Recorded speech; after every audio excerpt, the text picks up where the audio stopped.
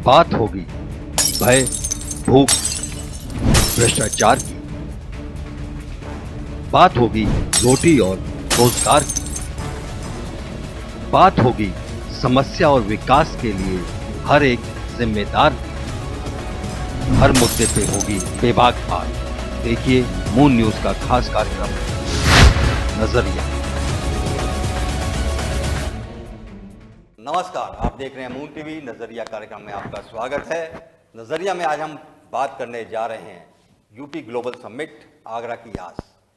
Uttar Pradesh global summit की धूम देश विदेश में है। हमारे प्रदेश के मंत्री से लेकर मुख्यमंत्री और जिला के अधिकारी पूरी कवायद में जुटे हुए हैं। उम्मीद की जा रही है कि आशातीत नतीजे मिलेंगे। आगरा की आस बहुत गहरी है, उम्मीदें परवान चढ़ रही हैं। उसी सब पे चर्चा करेंगे हम अपने कार्यक्रम नजरिया में। और इस चर्चा में हमारे साथ सम्मिलित हो रहे हैं मेरी बाईं ओर पूरन डावर साहब, शहर की जानी मानी शख्सियत हैं, प्रमुख उद्योगपति हैं। राकेश गर्ग साहब, आप उद्योगपति होने के साथ साथ उत्तर प्रदेश लघु उद्योग निगम के लिमिटेड के आप उपाध्यक्ष हैं। और मेरे बगल में है मेरे सहयोगी राहुल पालीवाल। दाईं ओर हम बात करें अनुज जी हैं, आप संयुक्त निदेशक हैं जिला उद्योग केंद्र के। और रजत अस्थाना साहब प्रमुख हस्ती हैं आगरा की और प्रमुख उद्योगपति हैं, निर्यातक हैं। तो सबसे पहले अनुज जी, आपसे जानना चाहेंगे कि बहुत लंबी लंबी बातें हो रही हैं। 5050 के आपने एक टारगेट रखा था, जिले का निर्धारित लक्ष्य रखा था, और अब बात हो रही है कि 22,000 करोड़ के आपके पास प्रस्ताव आ चुके हैं, लगभग 137। कितनी इसमें दम है, कितनी सच्चाई है? देखिए, निवेश के संबंध में यदि मैं बात करूं तो आज तक लगभग 173 प्रस्ताव हम लोगों को प्राप्त हो चुके हैं, जिसमें कुल प्रस्तावित निवेश जो है वो लगभग 24,000 करोड़ का है। और इसमें 24,000 लोगों को रोजगार मिलेगा। ये आगरा की बात कर, ये मैं सिर्फ आगरा की बात, आगरा जनपद की मैं बात, आगरा जनपद जितने भी हमें निवेश प्राप्त हो रहे हैं बेसिकली ये पहले इंटेंट के फॉर्म में हमें निवेश सारथी पोर्टल पर प्राप्त होते हैं। जिस संबंधित विभाग के ये इंटेंट्स होते हैं, उन संबंधित विभाग द्वारा उन सभी निवेशकों से फोन पर बात की जाती है, उनसे परिचर्चा की जाती है। उसके उपरांत ही इंटेंट्स को एमओयू में कन्वर्ट किया जाता है। तो जो मैं ये बात कर रहा हूँ, ये एमओयूज की बात कर रहा हूँ कि लगभग 24,000 करोड़ के हमें एमओयूज प्राप्त हो गए हैं। और इसमें हमारे जो निवेशक हैं वो वास्तव में सीरियस हैं और ये निवेश वास्तव में जनपद में प्राप्त हो। पूर्णतः एमओयू प्राप्त होना और उसका क्रियान्वयन होना, उसमें कितना अंतर रहता है, कितने फलीभूत होते हैं? देखिए, सबसे पहले आवश्यकता इस बात की होती है कि प्रयास हो रहे हैं। पहले मात्र प्रदेश गुजरात या महाराष्ट्र, एक दो प्रदेश ही थे जहां ये इन्वेस्टर समिट हुआ करते थे। आज लगभग सब प्रदेश इन्वेस्टर समिट कर रहे हैं और उत्तर प्रदेश ने उसमें लीड ली, बड़ी लीड ली। पिछला ये मेरे ख्याल से तीसरा समिट होने जा रहा है, चौथा समिट होने जा रहा है। हो सकता है कि जो पिछले समिट में जितने एमओयू आए हो वो अभी तक पूरे न लग पाए हो, कुछ की ग्राउंड ब्रेकिंग काफी हुई भी है। लेकिन आवश्यकता सबसे ज्यादा जरूरत इस बात की होती है कि प्रयास हो, और उसके लिए पूरी तरह से मुझे लगता है कि चाहे जिला स्तर पर हो, राज्य स्तर पर हो, केंद्र स्तर पर, और हर देश में जाकर के ये जो प्रयास किए गए हैं, मुझे लगता है कि आज नहीं तो कल उनके रिजल्ट अवश्य आएंगे। हो सकता है कि अभी बात की लक्ष्य रखा गया इस बार 15 लाख करोड़ का देश में। 15 लाख करोड़ नहीं तो 5 लाख करोड़ आएंगे, 2 लाख करोड़ आएंगे, 3 लाख करोड़ आएगा, कुछ ना कुछ निश्चित रूप से आएगा। और ये बड़ा नंबर है, और पहले ऐसा इतने स्केल अप नहीं हुआ करते थे। मुझे लगता है कि हम डायरेक्शन सही है, शुरुआत ऐसी होती है। अभी जो लगातार चल रहा है, make in India, digital India, stand up India, speed up India, skill India, up skill India, री स्किल इंडिया, ये जो शुरुआत हुई है नारों की, पहले हमारी जरूरत होती थी कि इंकलाब जिंदाबाद, अंग्रेजों भारत छोड़ो। तो उसमें 90 वर्ष लगे हमको कि 1857 से अंग्रेजों भारत छोड़ो का जो नारा हुआ 1947 में जाकर के सफल हुआ। और ये जो नारा अभी 2014-15 से ये जो शुरू हुए, ये एक बड़ी औद्योगिक छलांग एक डेवलप्ड नेशन की ओर हम अग्रसर हो रहे हैं। सिर्फ बात कितने फलीभूत होंगे ये समय आने पर पता लगेगा, लेकिन प्रयास होने चाहिए और प्रयास होने। राकेश जी, प्रयास हो रहे हैं। 34 समिट जैसा कि हम देख रहे हैं, 34 समिट होने जा रही है अब। तो एमओयू तो पहले भी आए होंगे, पहली समिट में भी आए होंगे, दूसरे में भी आए होंगे, तीसरे में भी आए होंगे। और आगरा की हम बात करें तो आगरा में क्या कोई उद्योग लगा नया? 4 समिट हुई, कुछ वो बड़ा इंटरनेशनल सिटी है, अंतर्राष्ट्रीय शहर है। देखिए, पहले तो मैं वहाँ से शुरू करूँगा जो आपने पहला प्रश्न किया था हमारे जेसी साहब से, जॉइंट डायरेक्टर साहब से, जी, जी। कि क्या आगरा में इतने आ रहे हैं। मैं आपको बिल्कुल एक सही पृष्ठभूमि पे ले जाता हूँ। किसी भी देश की औद्योगिक तरक्की के क्या कारण होते हैं? उसके 2 कारण होते हैं। एक, वहाँ की नीतियाँ क्या है औद्योगिक की, और औद्योगिक और शहर का वातावरण क्या है देश का। अब आप एक एक करके आइए। हमारे यहाँ 2017 से 14 से केंद्र की हुई, राज्य स्तर पर 2017 से नीतियों में परिवर्तन हुआ। 2017 की पहली हमारी औद्योगिक नीति आई MSME, और उसके बाद लोगों को सहसा विश्वास नहीं हुआ। फिर भी जैसे जैसे समय गुजरता गया, हमने सबने देखा लॉ एंड ऑर्डर कितना अच्छा हो गया, आज गुंडागर्दी बिल्कुल जीरो है। उसके बाद एक माइंडसेट होता है, लोगों को ये विश्वास हुआ कि भाई सरकार फ्रेंडली, इंडस्ट्रियल फ्रेंडली, और सरकार चाहती है कि इंडस्ट्रीज आए और वो इसके साथ में सहयोग करेंगे। तो ये 2 चीजें, नीति और वातावरण जब ठीक हुए तो ये हमने देखा कि पूरे प्रदेश के अंदर वातावरण बनने लगा। मैं लघु उद्योग भारती के नाते पूरे प्रदेश का भ्रमण किया है। मैंने 2010 से भ्रमण कर रहा हूँ। 2017 के बाद मैंने ये देखा कि धीरे धीरे पूरे प्रदेश में अब ये बनी इंडस्ट्री लगाओ, अब यहाँ पे कोई हमारे से गुंडागर्दी नहीं करेगा, हमसे कोई महीना वसूली नहीं करेगा, हमको कोई हंकारी परेशानी नहीं करेगा। ये वातावरण बना है। GST आने के बाद आप देखिए कितना परिवर्तन हुआ है। अब मैं आता हूँ आगरा। आगरा आप जानते हैं कि 2016 में एडहॉक मोरेटोरियम लगा था 8 सितंबर में। उसके पश्चात आगरा की पूरी प्रगति रुक गई थी, सिर्फ व्हाइट कैटेगरी की। आप ये भी जानते हैं लघु उद्योग भारती के प्रयासों से और सबने मिलकर के हमने करीब 2-3 साल पहले हमने 156 व्हाइट कैटेगरी में जोड़ी। फिर सुप्रीम कोर्ट की लड़ाई लड़ी।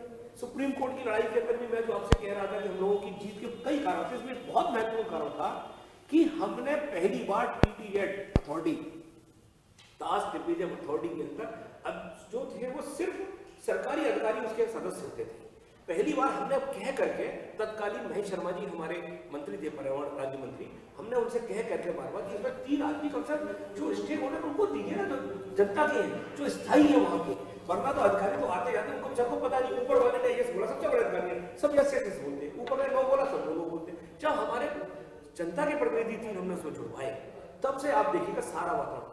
आज सुप्रीम कोर्ट के अंदर भी हमारी बातें मानी जाने लगी, हमने कहा वो सारा स्वीकार हुआ। और आज खुशी की बात क्या है, अभी पिछले कुछ समय का मैं आकलन कर रहा था, देखिए नीरी की रिपोर्ट आ गई, सारी इंडस्ट्री आगरा में खुल गई। हम देखें ताजमहल को एयरपोर्ट का भी कल परसों आपने देखा अच्छा निर्णय, रास्ता साफ हुआ। आपको ये नई अच्छी खबर और बिल्कुल एडवांस कि बहुत जल्दी ईश्वर ने चाहा तो बैराज में भी निर्णय पॉजिटिव होगा। चेक डैम पे जो बात हो रही है, रबर चेक डैम का, और वह भी सुप्रीम कोर्ट में पेड़ कटने की कुछ परमिशन है, उसको लेकर इशू जाएगा, तो हमें संभावना है कि वो समाधान होगा। अब ये सब चीजें जब खुली है तो आगरा में 24,000 करोड़ की क्यों नहीं इन्वेस्ट है? चलिए रजत जी से बात करते हैं। रजत जी, $1 ट्रिलियन इकोनॉमी की बात हो रही है, उत्तर प्रदेश को बनाने के हमारे योगी जी ने ये लक्ष्य रखा हुआ है। तो इन्वेस्टर समिट ये 4थी उत्तर प्रदेश में होने जा रही है। जैसे राजीव ने कहा कि MOU तो बहुत साइन होते हैं, और जो मोदी जी या कहिएगा या BJP के जो विरोधी हैं वो कहते हैं कि मोदी जी इवेंट मैनेजमेंट तो बहुत अच्छा करते हैं, लेकिन उसके बाद जो धरातल पे रिजल्ट्स आने चाहिए वो नहीं मिलते हैं।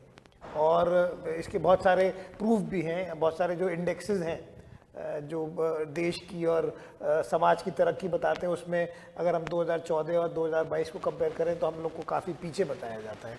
तो क्या आपको लगता है कि लघु उद्योग निर्माण निगम के हमारे चेयरमैन साहब ने कहा कि बहुत सुंदर माहौल बन रहा है उत्तर प्रदेश में, आप आगरा में आप एक बड़े इंडस्ट्रियलिस्ट हैं, लेकिन आगरा के बाहर भी आपने बहुत सारी इंडस्ट्रीज लगाई हैं, तो क्या लगता है आपको माहौल बन रहा है उत्तर प्रदेश में? और फिर उसके बाद हम बात आगरा की करेंगे कि आगरा में क्या वो संभव है जो हम बात कर रहे हैं।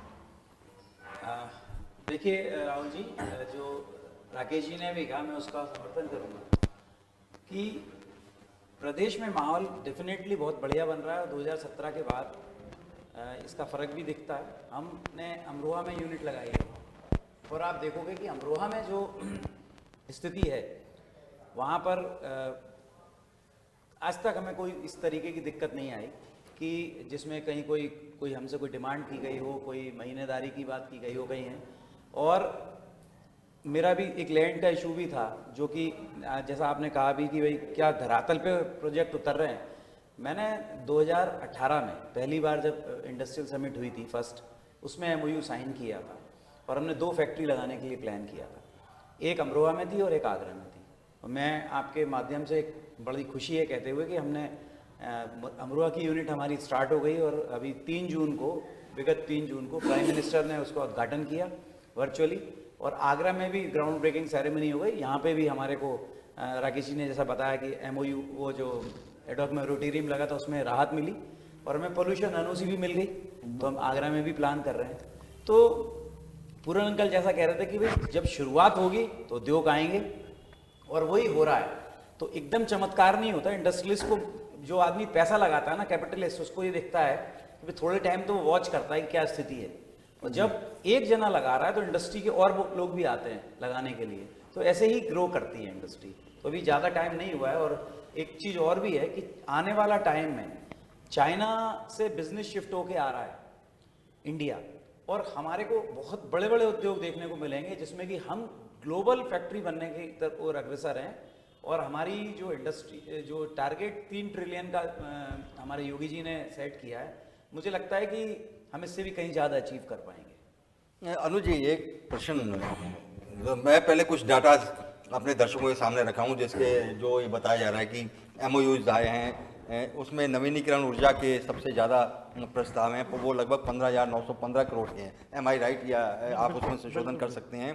लेदर के 661 crore, handicraft 290 crore CR, infrastructure 945 CR, stone 168 CR, medical 100 CR, plastic 82 CR, electric 58 CR, और पर्यटन पे माने 654 CR और शिक्षा पे 301 CR। आगरा लेदर इंडस्ट्री और टूरिज्म इंडस्ट्री की तो चलिए बात मानी जाती है, लेकिन ये नवीनीकरण ऊर्जा कि 15,915 करोड़ के MOUs आपके पास आए हैं, तो उसकी क्या वजह है? मतलब क्या कारण है ऐसा जो इतने लोगों ने इस पे?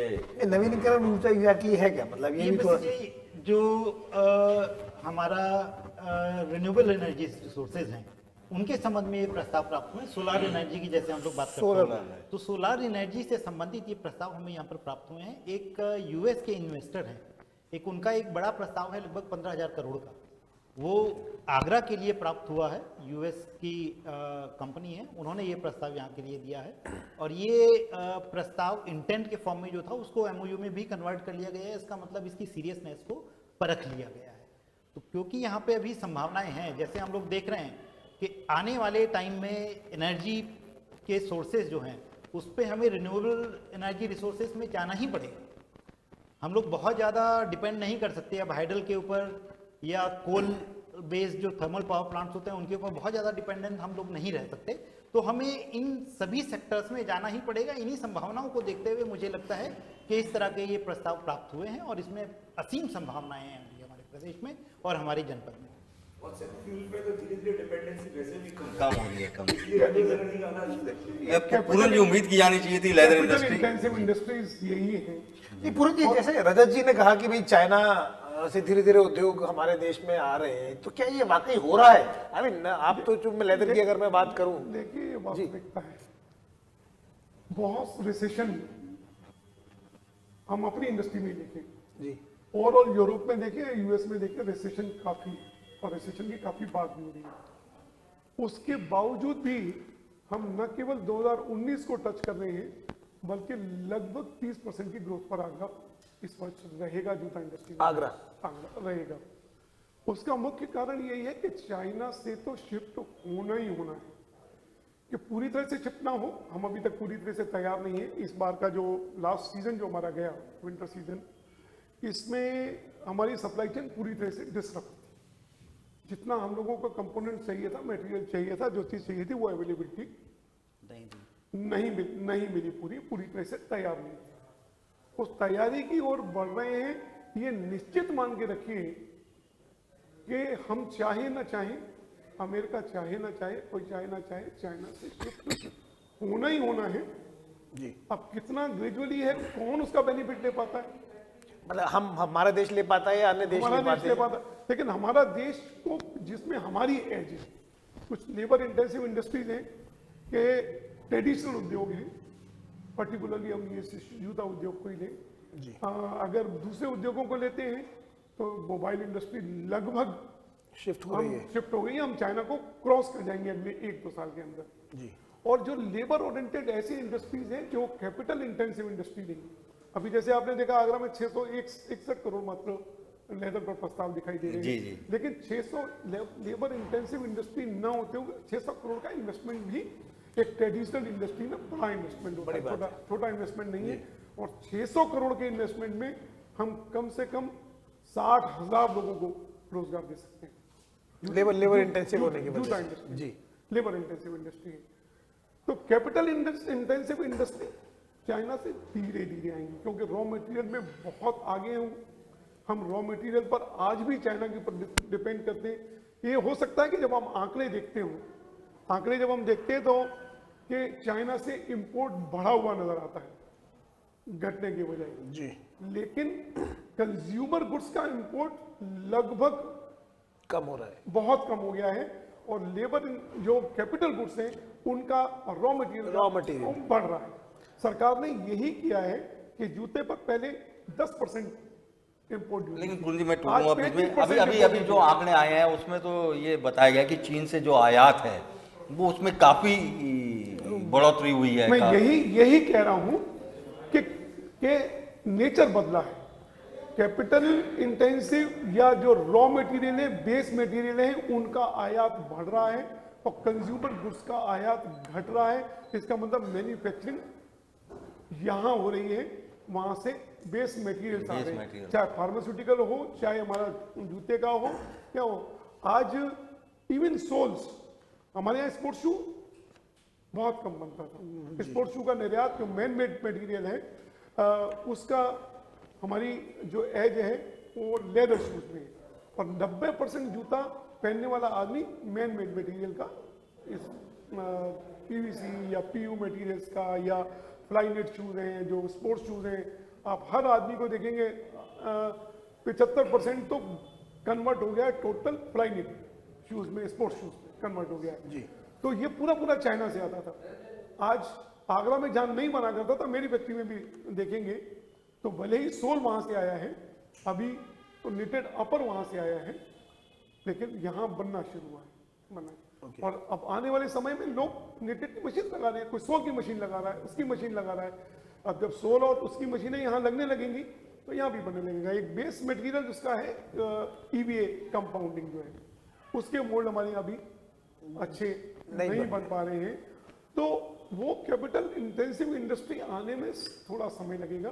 लेकिन consumer goods एक में क्वेश्चन बहुत बड़ा क्वेश्चन आ रहा है। CFTI यहाँ है, आगरा में है, काम कर रहा है, तो वो लेदर इंडस्ट्री को कितने स्किल्ड मैन पावर दे पा रहा है? देखिए CFTI जो अभी कर रहा है वो फीड कर पा रहा है वही ट्रेडिशनल जो हमारी इंडस्ट्री है।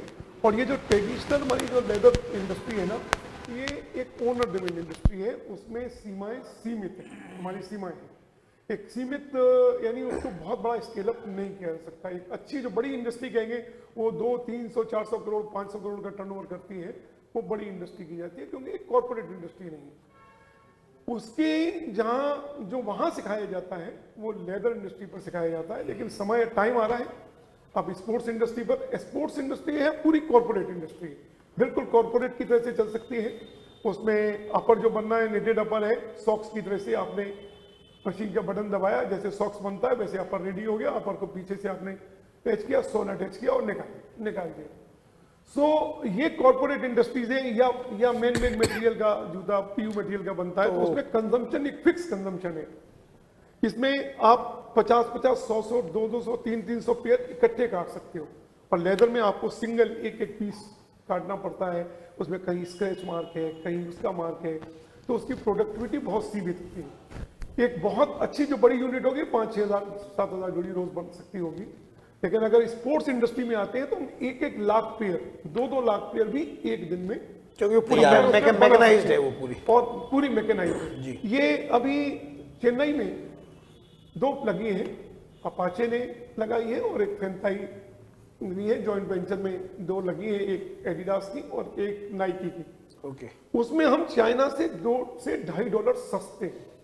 अच्छा, हमारी जो हम सोचते Manufacturing थे, cost है। हमारी हम जो सोचते थे कि भाई हमारे यहाँ लेबर महंगी है। नहीं है या वो नहीं है, सो अभी चाइना में लेबर कॉस्ट बढ़ने लगी है, हमारे यहाँ मैकेनाइजेशन बढ़ना शुरू हो रहा है, तो कॉस्ट नीचे आ रही है। वो खुद बोलते हैं जो नाइकी और ये एडिडास बना रहे हैं कि वहाँ हमारे यहाँ करीब $2 से $2.5 कॉस्ट कम आ रही है। जब एक बार ये इंश्योर हो जाएगा $2 से $2.5 कम कॉस्ट कम आती है, और एक बार रॉ मटेरियल जो वहाँ से मंगवा रहे हैं हमको क्वांटम पता लग जाएगा कि कितना क्वांटम वहाँ से आ रहा है, तो यहाँ पर जो लगाने वाले हैं वो भी मतलब असली तस्वीर तब बदलेगी जब रॉ मटेरियल यहाँ बनना शुरू हो जाएगा। राकेश जी, ये CFT वाला क्वेश्चन इसलिए आया बीच में, आगरा का हम बात करें, आगरा का युवा ब्रेन ड्रेन हो रहा है। अगर हम यही गति चलती रही तो 10 साल बाद आगरा बुड्ढों का शहर होगा। यहाँ रोजगार नहीं है युवाओं को, जो है भी तो 15-20 हज़ार से ज़्यादा नहीं मिल रहा, तो यहाँ का नौजवान बाहर जा रहा है, वो नोएडा जा रहा है, NCR जा रहा है, बेंगलोर जा रहा है, वो जा रहा है। तो क्या उम्मीद की जानी चाहिए कि ये जो एक्सरसाइज 4थी समिट आप करने जा रहे हैं, पार्ट बन रहे हैं उसका? मैं ऑप्टिमिस्ट हूँ। अब एक तो ये जो उन्होंने आंकड़े दिए हैं अभी अनुज जी ने, ये वो आंकड़े दिए जो इनके यहाँ पर इन्वेस्टर समिट के हिसाब से MOU के लिए आए। ठीक, उन्होंने वो आंकड़े नहीं दिए जो बहुत से लोगों ने डायरेक्ट हॉस्पिटल, कोल्ड स्टोरेज ये बनाने से ऑलरेडी बना दिए। होटल, अब अभी उसमें सरकार की सब्सिडी इंसेंटिव स्कीम आई है, अब देखिए वो भी आई है। बहुत से ऐसे आइटम है जो अभी आपके सामने इनके माध्यम से नहीं आए हैं। एक बात। दूसरी बात, अभी मैं एक स्टडी कर रहा था कि आगरा में भविष्य में क्या क्या हो सकता है, और ये जो ब्रेन ड्रेन वाली बात मेरे आई थी, ये मेरे दिमाग में भी है, क्योंकि ब्रेन ड्रेन होना ठीक नहीं है। जब इधर शहर कहीं ऐसा ना हो जो राकेश जी, लेकिन अभी भी कोई बड़ी इंडस्ट्री की अगर हम बात करें तो आगरा में कोई भी अभी इंटरेस्ट नहीं दिखा रहा है। अभी जुम्मा 4 दिन हुए हैं कि हमारे यहाँ से रेस्ट्रिक्शंस हटे हुए हैं। ओके, हटे हुए। अभी तक तो ये था कि आगरा ताजमहल जहाँ हम लोगों के लिए विरासत थी, तो अभिशाप बनता जा रहा है। जी, लेकिन वो बड़ी लंबी लड़ाई लड़ने के बाद में हम किसी तरह से अब कहीं सक्सेस हो पाए। और दूसरा, हमारा तो सीधा कहना ये है, मानना ये है कि जहाँ तक पर्यावरण पर जो चिंता थी MC मेहता की या किसी की भी पर्यावरण की चिंता होती है, वो चिंता होनी चाहिए, क्योंकि पर्यावरण हमारा जीवन महत्वपूर्ण है। जी, भले ही उद्योग हमारी जीविका हो सकती है, तो पर्यावरण के बिना हम जीवन आगे- संभव नहीं है, बिल्कुल। जीवन संभव नहीं है। हम चाहते हैं कि जितने भी कंट्रोल लगाए जा सकते हैं, हम हमेशा मैं कई बार कहता चला आया हूं कि आप फैक्ट्री में, हमारी फैक्ट्री में एयर पोल्यूशन मीटर लगा दीजिए, हमारे यहाँ discharge meter, liquid discharge meter लगा दीजिए, कहीं से भी मॉनिटर करिए। लखनऊ से बैठ के मॉनिटर करो जी, अमेरिका से, दिल्ली से बैठ के मॉनिटर करो, अमेरिका से बैठ के मॉनिटर करो। हम वो सारी, लेकिन वो बात क्यों नहीं, करने वो को तैयार है। सुनी क्यों नहीं जाती वो थी? सुनाई- 30 साल से ज्यादा हो गए पूरन जी। राकेश जी, चूंकि नुमाइंदे भी हैं आप, यही चिंता, नहीं, मतलब यही नहीं राकेश जी, देखिए ये लड़ाई आप लोग लड़ रहे हैं और लोग लड़ रहे हैं, ये सरकार का ध्यान क्यों नहीं आगरा के देखिए, ऊपर आता चिंता है? का विषय यही है कि सुप्रीम कोर्ट में ऐसे इश्यू जो इररिलेवेंट इश्यूज हैं, जो एक इंडिविजुअल इश्यूज हैं, उनके लिए तो रात को भी कोर्ट खुल जाता है, और आगरा 20 साल तक पैरालाइज पड़ा रहा। नहीं, मैं उसकी सुनवाई नहीं राकेश जी, नहीं यही मैं होती। कह रहा हूँ, ये सरकार का ध्यान क्यों नहीं आगरा की ओर आता? ये- भाई अभी भी योगी जी कहते हैं देखिए, आप ये ध्यान गए हैं तो रिजल्ट भी आए हैं। नहीं अब पूरन जी, इसमें ऐसा नहीं है कि इसमें हमारे ही रोल थे, सरकार के भी ध्यान नहीं पूरन जी, थे। अभी सरकार ने भी कहीं ना कहीं अगर हम अपना रोल अपनाया है। अगर हम सरकार की बात करें तो आगरा उनकी प्रायोरिटी पे बहुत पीछे है। योगी जी कहते हैं मकबरों का शहर है, और मंदिरों का जहाँ शहर होता है वहां देखिए आप विकास, चाहे बनारस हो, बनारस में क्या नहीं हो रहा है आज?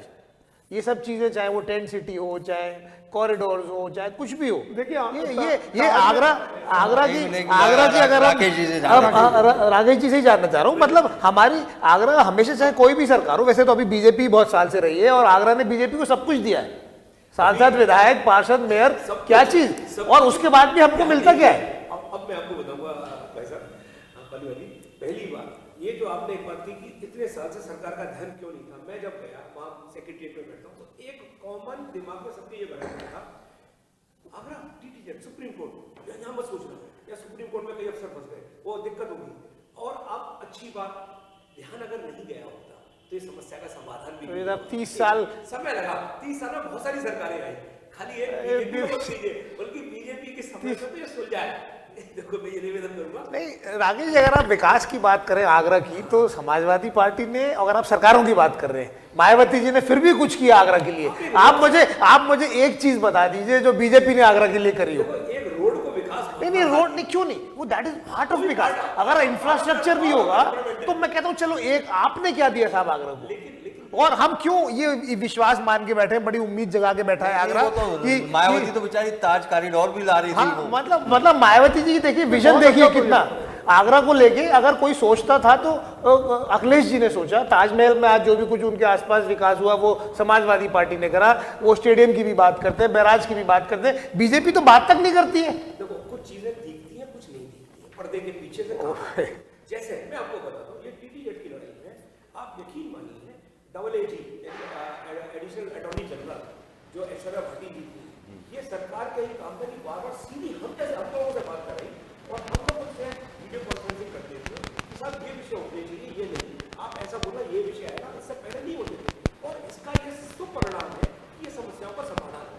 देखो ये सरकार को कुछ पहले दिखता है, कुछ नहीं दिखता, कुछ भी नहीं दिखता है हमें तो। अब दिखेगा। कभी कभी बच्चा न्यूली बॉर्न होता है, उसके भविष्य के बारे में आप ऐसा बोलिए यार नहीं तो बच्चा दौड़ नहीं रहा है, अब दौड़ना शुरू होगा। अब आप देखिए, और मैं आपको विश्वास दिला रहा हूँ, मुझे बहुत अच्छा दिख रहा है। आज से कुछ साल पहले मैं भी पेसिमिस्ट था, अब मैं ऑप्टिमिस्ट हूँ, क्योंकि मेरे को वातावरण परिवर्तित दिख रहा है।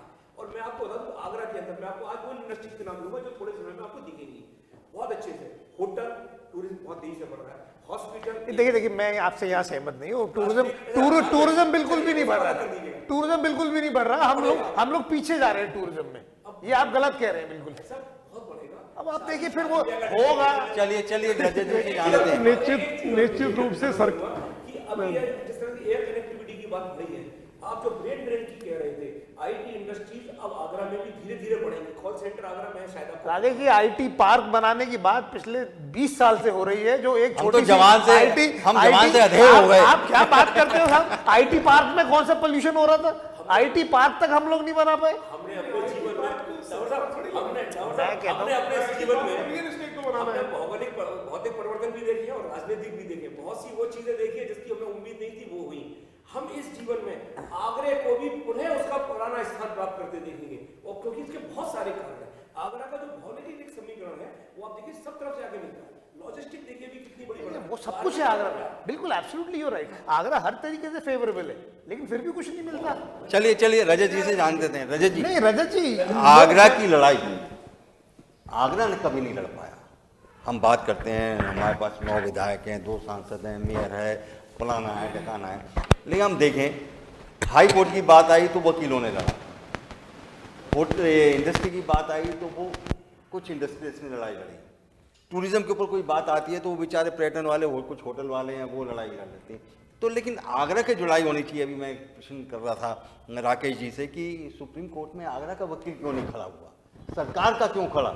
आगरा का भी होना चाहिए था। सफ़र आप कर रहे थे, सफ़र आप कर रहे थे, सफ़र आप कर रहे थे, सफ़र हम कर रहे थे, तो हमने क्यों नहीं सोचा? और फिर उसी बात को आगे बढ़ाऊं, MC मेहता रिट दायर करते हैं सर्वोच्च न्यायालय में, उन्हें ताज की चिंता होती है, लेकिन उसके बाद जो लड़ाई आगे चली वो आगरा की कुछ लोगों ने उस लड़ाई को आगे बढ़ाया या वो लिया। अभी कल ही मेरी जानकारी में आया कि ये जो एयरपोर्ट वाला मसला था वो हमारे यहाँ के एक वकील साहब ने कहा, एक पर्यावरणविद ने ये कहा कि साहब वायु प्रदूषण हो जाएगा, उड़ानें बढ़ेंगी, तो ये आगरा उसी से वहाँ मामला रुक गया। आगरा का बहुत दुर्भाग्य है कि जो नेता होते हैं हमारे, वो भी तो हम ही लोगों के बीच से होते हैं। जी। हम लोग सेल्फ सेंटर्ड हैं, अपने बारे में ज़्यादा सोच रहे हैं, समाज के बारे में कुछ ही लोग सोच रहे हैं, और अगर सब नेता भी हमारे बीच से ही निकल के आते हैं तो आप इतिहास उठा के देख लो, जब से देश आज़ाद हुआ है तब से आज तक कोई ऐसा धाकड़ नेता हुआ ही नहीं जो अपनी आवाज़ को, आगरा की आवाज़ को सेंट्रल में और स्टेट लेवल पे उठा पाए। केवल मतलब अपने स्वार्थ की बात करी होगी और उस चीज़ का ही खामियाजा आगरा ने भुगता है हमेशा। और आगरा में इंडस्ट्रीज इकट्ठे हुए इस लड़ाई को लड़ने के लिए, ऐसा नहीं है कि नहीं हुए, लेकिन थोड़ा देर में हुए। और किया गया उन्हें कि भाई ऐसा करोगे तो ऐसा हो जाएगा, तो इंडस्ट्रियलिस्ट तो जाहिर अपना टाइम भी थोड़ा सा कीमती होता है जी, लेकिन कुल मिला के इसमें प्रशासन का भी सहयोग रहा और जैसा कि राकेश जी ने कहा इसमें सरकार का सहयोग रहा। हम लोग काफी बार ही गए, सरकार का सकारात्मक पूरन जी, सरकार का ऐसा नहीं है कि आगरा का कोई बड़ा नहीं है। आगरा जब में से 9 आईए इसमें मेरे नाम से 9 आईए हैं, तो केसी जैन ने फॉलो किया लगा था और केसी जैन साहब का बहुत बड़ा रोल है इन सारे जो सीन बदल रहे हैं, चेंज हो बदल रहे हैं, उसमें इवन पेड़ कटने तक के एग्रो फॉरेस्ट्री के भी ऑर्डर हो चुके हैं, लेकिन अधिकारी यहाँ पर कोर्ट में जाने से इतने कतराते और डरे हुए रहते हैं कि ऑर्डर आने के बाद में भी उनको लागू करने में कहीं दूध का गला छाछ भी दूध करके पीता है तो वो आगे बढ़ता नहीं है। जिस तरह से 2021 8 दिसंबर 21 में ये जजमेंट आ गया था एग्रो फॉरेस्ट्री का, तो 19 में आ चुका था। ये 2021 में इसका आया जो हमारा जो एडॉक मॉनिटरिंग करने का, उसके बावजूद भी नीरी की रिपोर्ट, नीरी की गाइडलाइंस के लिए इंतजार करते रहे। जिनके लिए इंतजार की जरूरत नहीं थी उनके लिए भी इंतजार करते रहे और अभी तक भी वो आगे बढ़ नहीं पाया। अब नीरी की गाइडलाइन पूरा जी ये कहीं ना कहीं ये पॉलिटिकल अगर प्रेशर हो, जो अभी रजत जी कह रहे थे कि अगर पॉलिटिकल प्रेशर होता तो शायद अधिकारी अपने क्यों कहीं ना कहीं प्रेशर तो जरूरी है ना जी। सुबह 6 बजे जब राजनीतिक उठता है तो उसके घर के बाहर 200, 300, 400 भीड़ लगता है, उनको निपटाते फिर जाता है बाहर, उसका पिता काटता है, उसका ये काटता है या पार्टी की उसके पीछे उसके पास प्रैक्टिकल काम करने के लिए कोई समय हमारे राजनीतिक सिस्टम में बिल्कुल आपने देखा है कि राजनीतिक सिस्टम ही कुछ इस तरह से हुआ है। यहाँ तक आगरा में काम क्यों नहीं हो रहे, बाकी शहरों में हो रहे हैं, सरकार काम कर रही है, सरकार की प्रायोरिटीज अलग अलग हो सकती है। आगरा प्रायोरिटी नहीं है, मतलब सरकार की धार्मिक ये जितना सांस्कृतिक पैटर्न पे ज्यादा जोर है, सांस्कृतिक पैटर्न पर ज्यादा जोर है कि वो उन्होंने पहले अयोध्या को किया, तो फिर पूरी बात ये हुई तो आगरा प्रायोरिटी पे है ही नहीं। आगरा निश्चित रूप से प्रायोरिटी पर आएगा, हो सकता है आएगा, मतलब हम लोग आशा करते रहे, आशा करनी चाहिए। पूरा जी अच्छा नहीं पूरा है ताजमहल से मेट्रो से फायदा क्या होना है, चलिए वो एक अलग विषय। पूरन जी मुझे मैं एक चीज मैं पूरन जी ताजमहल से बड़ी लकीर इसी पीरियड में खींचेगी। नहीं, वो आपने कहा था कि वो बात वही आ रही है कि हम ताजमहल से हटकर बात करें तो शायद विकास हो। पूरे ब्रज प्रदेश को, खाली आगरा की बात नहीं करेंगे, पूरे ब्रज प्रदेश को मान करके चलेंगे और ब्रज प्रदेश में आगरा को भी इंक्लूड किया जाएगा और आगरा ताजमहल से बड़ी लकीर खींचने का समय है और सरकार को खींचनी पड़ेगी, नहीं खींचेगी तो नहीं। पूरन जी मैं वही नुकसान होने वाले पे आ रहा हूँ। मैं कहीं ना कहीं आपको ये नहीं लगता कि भारतीय जनता पार्टी की अगर हम बात करें तो कहीं ना कहीं उन्होंने आगरा को टेकन फॉर ग्रांटेड ले लिया है कि भैया कुछ करो चाहे मत करो, जीतेगी तो बीजेपी। तो जब तक कहीं ना कहीं जब तक कहीं ना कहीं बच्चा रोएगा नहीं तब तक उसे दूध ही नहीं पिलाएगी माँ, तो यहाँ तो कोई रोने वाला ही नहीं है। तो वो अल्टीमेटली हम लोग शायद इसीलिए सफर कर रहे हैं क्योंकि हम सब कुछ बीजेपी को दे दिया। ऐसा नहीं है, जब वो इतना बड़ा मैंडेट मिल रहा है और रिपीटेड मैंडेट मिल रहा है तो ऐसा नहीं सरकार का ध्यान आगरा की तरफ नहीं है और हर तीसरे दिन एक मुख्यमंत्री होते हैं, कहीं ना कहीं होते हैं। वो तो साहब उनकी ड्यूटियां लगी हुई हैं इसलिए होते हैं, वो तो वो यहाँ के प्रभारी मंत्री हैं। चलिए अनुज जी से जान लेते हैं। वो करके क्या जाते हैं साहब, अटैची लेके चले जाते हैं बस। तो इनको इनकी जमीन, हाँ तो क्या होगा, कोई बड़ी समस्या आगरा में जो भी प्रोजेक्ट होते हैं वो ये इसी वजह से लटक जाते हैं कि जगह नहीं है, ज़मीन नहीं है, चाहे इंटरनेशनल स्टेडियम की बात करें चाहे किसी भी बात करें। और एक जो मेरी जानकारी में जर्मनी की कंपनी है कोई वान ग्लेब्स, वो तो बेचारी 200 करोड़ का इन्वेस्टमेंट करना चाहती है, उसको जगह ही नहीं मिल पा रही है, 30 यूनिट लगाना चाहती है, तो उसका कैसे समाधान होगा इन समस्याओं, बात बढ़ेगी कैसे आगे? मैं बता, देखिए जिस तरह से आपने ये बात कही कि किसी भी उद्योग को लगाने के लिए जितना धन की आवश्यकता होती है, मशीन की आवश्यकता होती है, वैसे ही भूमि की भी सरकारी सहयोग की गई है सब। भूमि की व्यवस्था भी की जा रही है। यूपी सीडा की तरफ से एक्सप्रेसवे के पास में 1100 एकड़ का इंडस्ट्रियल एरिया डेवलप किया जा रहा है। उस इंडस्ट्रियल एरिया में संबंधित इंडस्ट्रीज को जगह दी जाएगी। इसके अतिरिक्त सरकार की ये भी मंशा है कि प्राइवेट इंडस्ट्रियल पार्क्स बने, एमएसएमई पार्क्स बने, और इसके लिए हमारी जो एमएसएमई पॉलिसी है, इंडस्ट्रियल पॉलिसी है, उसमें प्रावधान भी किया गया है। नए इंडस्ट्रियल पार्क्स के लिए अलग से भी एक कार्य योजना तैयार की गई है और उसकी भी एक नई पॉलिसी यदि हमारे कोई डेवलपर्स जो है MSME पार्क कोई बनाना चाहते हैं तो उसके लिए सरकार की ओर से पूरी तरह से सबसे पहले तो यदि वो जमीन उसके लिए क्रय की जाएगी तो उसके ऊपर 100% एक स्टैम्प का एग्जाम्पशन है। नहीं पूर्ण जी, आपका एक्सपीरियंस कैसा है? आपने शायद कोशिश की थी, लेदर इंडस्ट्री ने कोशिश की थी एक पार्क डेवलप करने की। निश्चित रूप से मेरे ख्याल से हर सेक्टर में IT पॉलिसी भी सरकार की आई है, लॉजिस्टिक पॉलिसी भी आई है, इंडस्ट्रियल पार्क पॉलिसी भी आई है, टेक्सटाइल पार्क पॉलिसी भी आई है। हम सरकार से उम्मीद करें सरकार जमीन देगी तो ये हमारी अपनी नादानी कह लीजिए नादानी कह लीजिए कि सरकार आज दे भी नहीं सकती। सरकार देंगे तो सरकार से 4 गुने रेट में मिलेगी, क्योंकि सरकार से 4 गुने से रेट पर एक्वायर करती है, फिर उसके डेवलपमेंट के चार्जेस और उनके जो PWD के डेवलपमेंट के चार्जेस हैं, रेट्स है, वो मार्केट रेट से कहीं बहुत दूर है। इसलिए हमको सोचना भी नहीं चाहिए कि हमको सरकार से बहुत सारी सरकारी जमीन भी है साहब जो वो दे सकते हैं। हमको इंडस्ट्रियल पार्क खुद डेवलप करने होंगे। IT पार्क की जब हम बात करते हैं तो IT पार्क को सरकार नहीं बनाने वाली, ये रियल एस्टेट का काम है।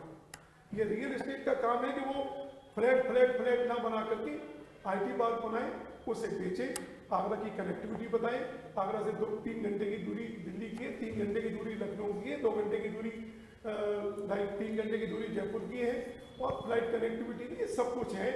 और गुड़गांव में अगर 100 रुपये फुट मिल रहा है तो आगरा में 30 रुपये फुट मिलेगा। गुड़गांव में अगर IT की लेबर जो है 30,000 रुपये में मिलती है तो आगरा में 15,000 रुपये की मिलेगी। ये बेचना मेरा काम है, ये सरकार बनाने का काम नहीं है। सरकार का काम एक नीति बनाने का है कि IT पार्क बनाने पर सरकार से क्या सुविधाएं मिलेगी, वो नीति बनाई भी है। और फिर मुझे बनाना है और मुझे जाना है सरकार के पास कि भाई ये मैं बना रहा हूँ, ये इन्वेस्टमेंट समिट में जाना है कि हमको इसमें क्या दे सकते हैं, इंटरेस्ट सबवेंशन और उसकी छूट जो तो पूरन जी ये क्यों नहीं ये बने क्यों नहीं साहब अभी तक? ये एंटरप्रेन्योर्स को कहीं ना कहीं अपनी एंटरप्रेन्योरशिप खानी है। अगर हम सोचते हैं कि सरकार के ऊपर कोसते रहेंगे ये पूरन जी नहीं पूरन जी ये प्राइवेट पार्क्स उत्तर प्रदेश में कहीं किसी प्राइवेट फ्लैट फैक्ट्री वाला है, वो जो टेक्सटाइल पार्क है जी।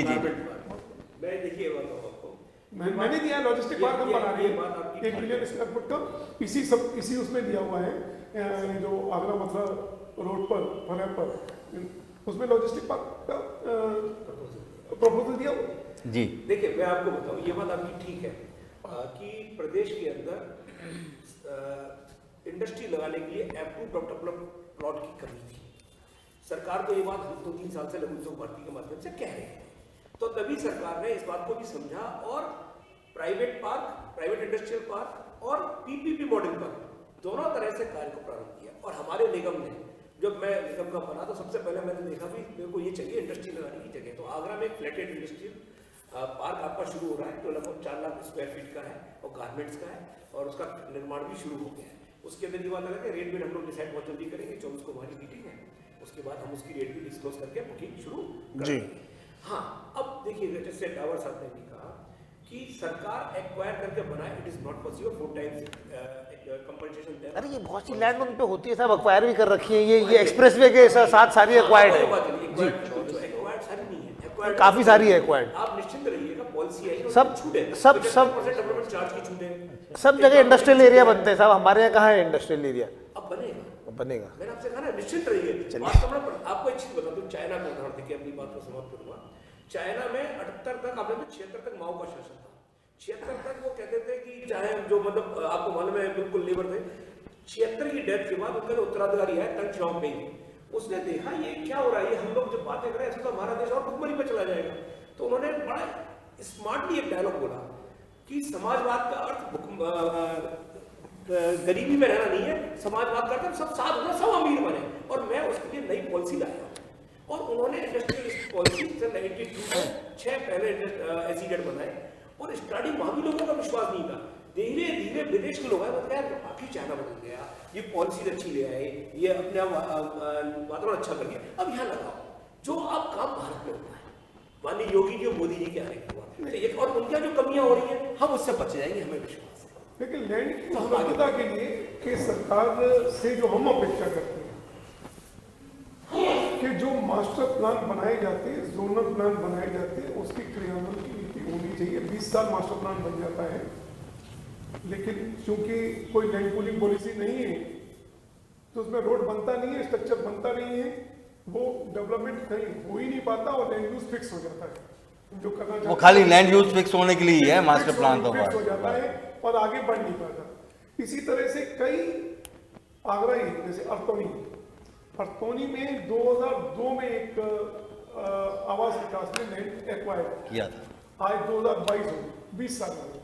न छोड़ती है न एक्वायर न देती है, न देती है, ना आप लेते हो ना देते हो, तो उसमें जमीन स्टक हो जाती है, नक्शा पास होता नहीं, अनऑथराइज बन करके सब खत्म हो जाती है। मास्टर प्लान भी जब उसका एग्जीक्यूशन नहीं होता उसमें भी सब अनऑथराइज बन जाता है, इसमें भी सब अनऑथराइज बन करके तो हो जाता है। न उनके काम की रहती है, न हमारे काम की रहती है, न ही कोई विकास हो पाता है।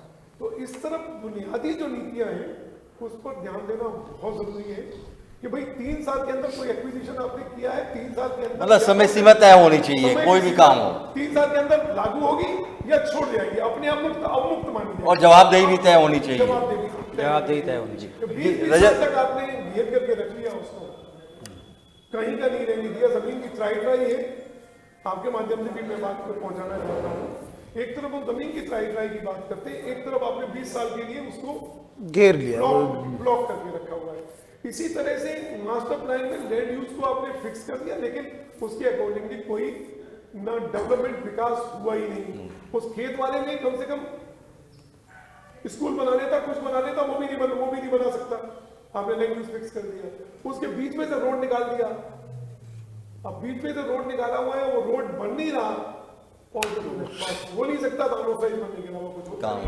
या 20 साल तक में उसको अनुपयोगी बना के पेड़ लगा, जो उपयोग था उसके उपयोग को हमने खत्म कर दिया और सब अनऑथराइज हो गया होगा वहाँ। रजत जी कितनी उम्मीद रखें आप? फिर मैं आधिकारिक सरकार की तरफ से जो अधिकारी हैं उनसे जानेंगे कि आगरा की आस पूरी होगी नहीं होगी, कितनी उम्मीद रखें? देखिए, क्योंकि प्रपोजल आगरा के लोगों ने दिया है तो हमें ये तो उम्मीद रखनी चाहिए। और उनमें से मैं भी आप भी हैं, आप भी तो पूरन साहब भी हैं बिल्कुल और राकेश जी भी 100% हम लोग होंगे लगा ही कहीं ना रहे हैं कहीं। उद्योग, तो हम लोग भी लगा रहे हैं और मैं उम्मीद करनी चाहिए आगरा में उद्योग बिल्कुल लगेंगे। और अनुज जी से मैं आग्रह करूंगा कि जो मदद सरकारी तौर पर हो उसके लिए हमें जो योजनाएं हैं उनका आप जो भी लाभ है वो पहुँचाइए। अनुज जी, ये 22,000 करोड़ में से कितना आगरा में निवेश हो जाएगा? देखिए, हम तो यही उम्मीद कर रहे हैं कि 22,000 क्यों, हम लोग तो 36,000 करोड़ तक जाएं। और जो 22,000 करोड़ की हमने बात की है, मुझे विश्वास है कि अगले कुछ समय में ये जो प्रस्ताव हैं ये फलीभूत होंगे, धरातल पर उतरेंगे। अनुज जी, ये और जिलों की अगर हम बात करें तो आपके पास वहाँ का भी डेटा होगा। वहाँ लगभग कितने के इस प्रकार जो हर जिले में मोदी जी ने, वो योगी जी ने कहा है कि सबमिट होंगी, और जिलों में कितने के प्रस्ताव मिल रहे हैं लगभग? देखिए, अगर हम अपने सराउंडिंग की ही बात करें, मथुरा में लगभग 18,000 करोड़ के प्रस्ताव प्राप्त हुए हैं जी। इसके अलावा फिरोजाबाद में भी लगभग 2,000 करोड़ के आसपास के प्रस्ताव प्राप्त हो गए हैं। मंडल में मैनपुरी भी है, 1,000 करोड़ से अधिक के प्रस्ताव वहां भी प्राप्त हो गए हैं। तो इससे स्वतः स्पष्ट है कि औद्योगिक वातावरण बन गया है। सरकार की ओर से 20 से अधिक क्षेत्रों में policies, more than 20 sector policies सरकार की ओर से लागू की जा रही हैं, उनकी SOPs जारी हो चुकी हैं। तो हम लोग उम्मीद करें कि बहुत जल्दी ये निवेश जो है वो धरातल पर आएंगे और हमारी जो ये निवेश करने की सरकार की जो मंशा है वो फलीभूत होगी और इसका लाभ हमारे जनपद को और हमारे प्रदेश को पूरा होगा। चलिए, उम्मीद की जानी जी जी जी। कितना अंतर तो आया है कि पहले अनुज जी जिस सीट पर बैठे हुए उनसे मिलने के लिए हमको बहुत प्रयास करने पड़ते थे। आज अनुज जी हर व्यक्ति में खुद मिलते हैं, खुद आकर प्रयास करते हैं। तो मतलब एक वातावरण में चेंज आया है। मैं नीति और वातावरण की कह रहा था। अब देखिए, मैनपुरी जैसे जिले से 1,000 के आसपास प्रपोजल है, हर जगह से, एक जगह से नहीं, सब जगह से आ रहे हैं। इसका मतलब नीति और वातावरण का फर्क प्रदेश में पड़ा, एक माहौल बन रहा है। आगे से कुछ प्रदेश की वो स्टैंड जो स्कीम्स भी आगरा में लगवा दीजिए। ये जो बेस्ट टाइम है हमारा, इतना अच्छा स्वर्ण काल कभी भी नहीं था इंडस्ट्रीज के लिए जो अब आने वाला है। और जो लोग अब इन्वेस्ट करेंगे तो मैं आपके माध्यम से कहना चाहूंगा कि सोना उगलेगी उनकी इंडस्ट्री, वो थोड़ा सा बेस्ट टाइम है हमारे पास। चलिए, उम्मीद की जानी चाहिए कि आगरा का सूखा जल्द ही समाप्त होगा। जो अच्छी खबरों का मिलने का सिलसिला शुरू हुआ है आगरा का, वो निरंतर जारी रहेगा। आगरा की आस अब अधूरी नहीं रहेगी। इसी उम्मीद के साथ हम आपसे फिर मिलेंगे किसी नए विषय पे, नए पैनल के साथ। आप लोग हमारे स्टूडियो में आए, आप लोगों का बहुत बहुत धन्यवाद, आभार, नमस्कार। नमस्कार।